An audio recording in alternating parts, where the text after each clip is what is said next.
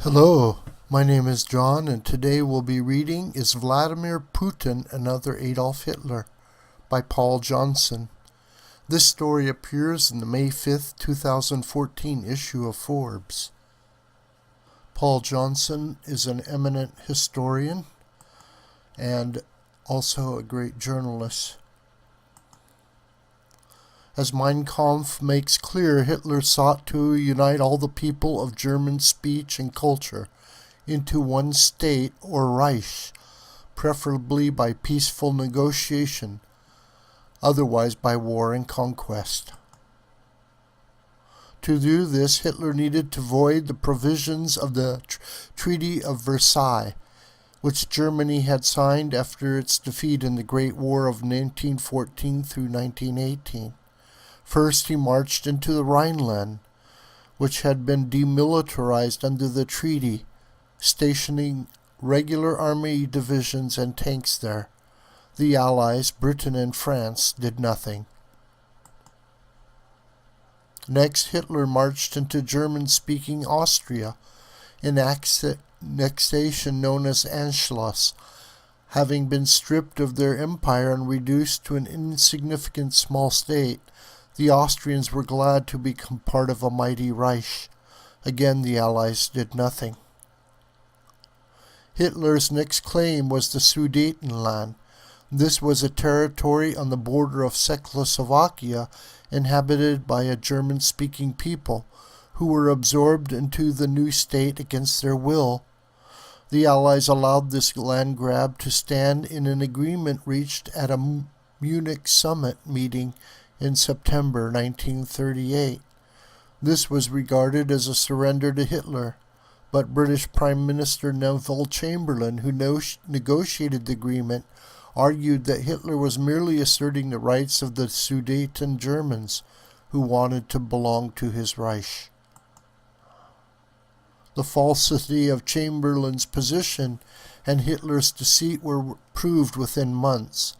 The Sudetenland's annexation had made the Czech frontier indefensible, and in March 1939 Hitler invaded. The Czechs put up no resistance, and the rest of the country fell into Hitler's hands without a shot being fired. Alarmed, the Allies signed a protective treaty with Poland, but Hitler also had claims against the Poles, and particularly the German-speaking port of Danzig, which the Versailles Treaty had ceded to the Poles as their outlet to the sea. When Hitler invaded Poland in September 1939, the Allies reluctantly fought. Had the Allies stopped Hitler at the beginning when he was remilitarizing the Rhineland, he'd have been overthrown and World War II avoided, but the only one pointing this out was Winston Churchill, and his was a lonely voice. Today's drift toward war with Russia seems like a replay of the past. Putin is a Russian nationalist who believes in a strong Stalinist state. His goal is to reverse the events of 1989, the end of the Soviet state and dissolution of its enormous empire.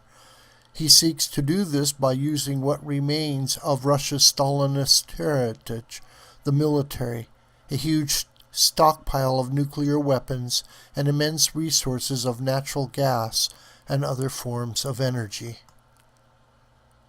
These are powerful tools to wield against the various weak states that were part of the USSR.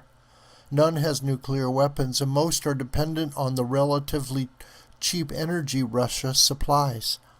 All have ethnic Russian minorities who speak the language, boast of their superior Russian culture, and claim to have been relegated to second-class citizenship. Putin can rely on these minorities to agitate for Russian intervention whenever he wants, most importantly in the Baltic states of Estonia, Latvia, and Lithuania. His successful annexation of Crimea is greatly encouraging to his long-term plans, and it's clear he'll use everything in his power, including military force, to reconstruct his empire. Shades of Munich.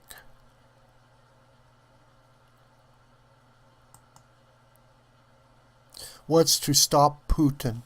The West is led by the modern equivalents of Chamberlain.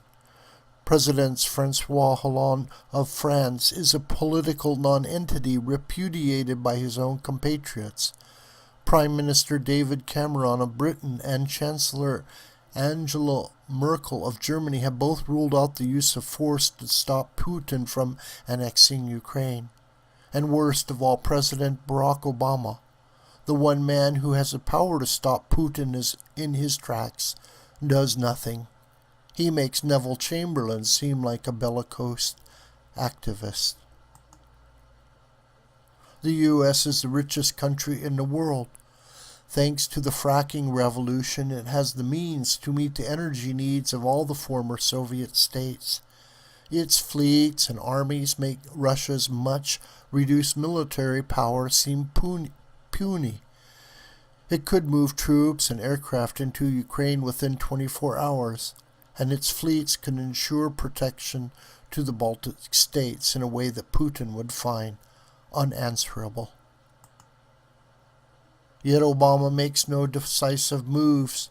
What ails this man? Is it cowardice, indecision, a kind of executive paralysis he tends to display when firmness is called for? Clearly there's something fundamentally wrong with the U.S. president. Meanwhile, Putin, who runs what is, in essence, a second-rate nation with a weak and declining demographic structure, behaves as if he rules the earth. Sadly, there is no Churchillian voice to sound the alarm and call the democratic world to action. This video is a production of the School of the White Crane. My name is John Brooker, and you can reach me through commentary on YouTube and also through my Gmail here. God bless you, and please share this video with your friends and family on social media.